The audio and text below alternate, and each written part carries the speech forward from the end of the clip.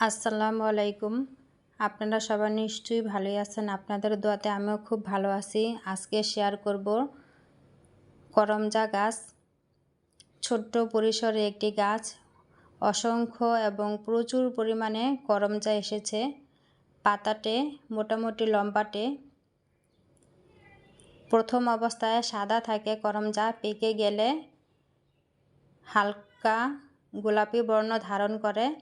ধীরে ধীরে সেটি গাঢ় গোলাপি হতে থাকে, তখনই পূর্ণাঙ্গ রূপ নেয়। আর ঠিক তখনই পূর্ণাঙ্গভাবে খাওয়ার উপযোগী হয় করমজাটি। এই ফলটি প্রচুর পরিমাণে টক হয়। ভিতরে সাদা বিচি থাকে, বিচিটি একটু তেতো, ফেলে দিতে হয়। ভর্তা বানিয়েও খাওয়া যায়, টক ডাল হিসেবে মুসুরির ডাল দিয়ে রান্না করে খাওয়া যায়, বিভিন্নভাবে খাওয়া যায়। খুবই রসালো ফল, গরমের দিনে তো খেতে খুবই মজা লাগে। আল্লাহ হাফেজ, সবাই ভালো থাকবেন।